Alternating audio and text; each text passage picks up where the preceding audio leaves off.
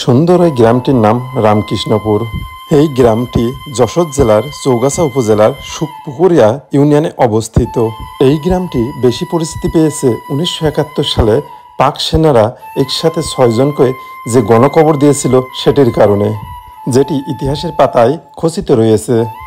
আজ আমরা চৌগাছা উপজেলার সুখপুকুরিয়া ইউনিয়নের রামকৃষ্ণপুর গ্রামের ইতিহাস, ঐতিহ্য ও সৌন্দর্য তুলে ধরব।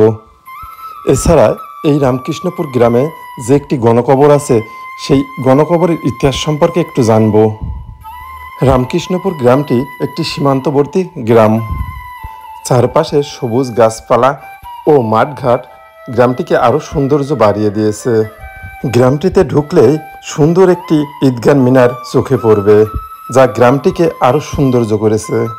গ্রামটি সীমান্তবর্তী হওয়া সত্ত্বেও সৌন্দর্যে নেই কোনো কমতি, যা চারপাশ দেখলেই বোঝা যায়। এই গ্রামে ঢুকতেই প্রথমে চোখে পড়বে খেলার বড় এক স্কুল মাঠ, আর তার পাশেই অবস্থিত সুখপুকুরিয়া ইউনিয়ন পরিষদ। এছাড়া মাঠের আরেক প্রান্তে রয়েছে সুউচ্চ বন্যী রামকৃষ্ণপুর মাধ্যমিক বিদ্যালয়। এই বিদ্যালয়টি 1994 সালে স্থাপিত হয়। বর্তমানে এটি সংস্কার করে 4 তালা করা হয়েছে, যা রামকৃষ্ণপুর বাসীর কাছে অনেক প্রতীক্ষার ফল। এই ভিডিওটি আরও জনপ্রিয় হয়ে উঠবে যে সকল ভাই ও বোনেরা দেশের বাইরে থাকেন, নিজের মাতৃভূমিকে মিস করেন, নিজের গ্রামকে মিস করেন।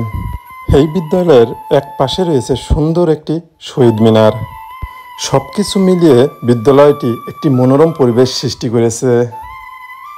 উপর থেকে দেখলে বোঝা যায় বিদ্যালয়টি আলাদা একটা সৌন্দর্য সৃষ্টি করেছে। এই বিদ্যালয়ের সাথে জড়িয়ে আছে হাজারো ছেলেমেয়ের শৈশব ও কৈশোরের স্মৃতি। ইতিহাসের পাতায় খচিত আছে এই রামকৃষ্ণপুর গ্রামের নাম। ঘটনা 1971 সালের।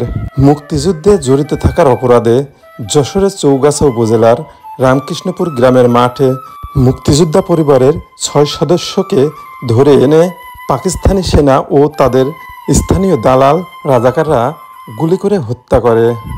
6 জনের কেউ কেউ অকথ্য নির্যাতনের সত্ত্বেও জীবিত ছিলেন, কিন্তু তাদের সকলকে কবর দিয়ে মৃত্যু নিশ্চিত করে পাকিস্তানি সেনারা, যা ইতিহাসের পাতায় তাদের নাম খচিত রয়েছে।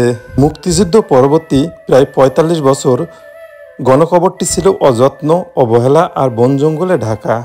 গণকবরটি চিহ্নিত ও সংরক্ষণের প্রয়োজনীয়তা উপলব্ধি করে আমার জানা মতে সর্বপ্রথম দেশের মূলধারার গণমাধ্যমে এই সংক্রান্ত দাবি তুলে ধরেন সাজেদ রহমান। অবশেষে সুদৃষ্টি ফেরে নির্দিষ্ট কর্তৃপক্ষের।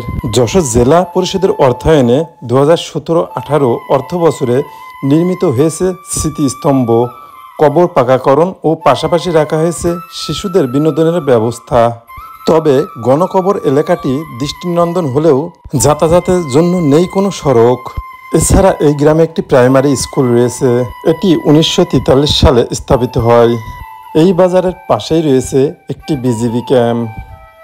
এটি সংস্কারের কাজ এখনও চলমান। এই ছোট্ট একটি গ্রামটিতে রয়েছে অতি প্রাচীন একটি বাজার। এখানে স্থানীয় এলাকার জনগণ চাউল, ডাউল, লবণ, তেল ইত্যাদি ক্রয় বিক্রয় করে থাকে। এই গ্রামে হাটের দিনে কি কি প্রয়োজনীয় পণ্য পাওয়া যায় তারই কিছু চিত্র।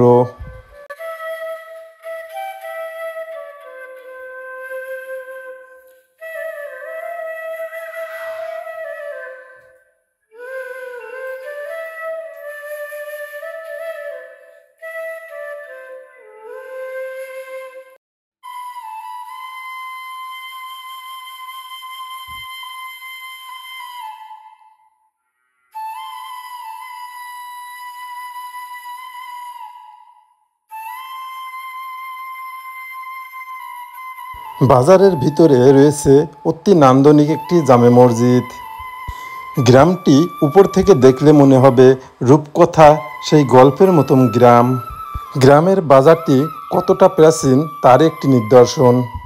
আজকের ভিডিও এই পর্যন্তই। দেখা হচ্ছে নতুন কোনো ভিডিওতে। কারো যদি কোনো পছন্দের গ্রাম কিংবা জায়গা থাকে আমাদের বলতে পারেন, আমরা দেখানোর চেষ্টা করব।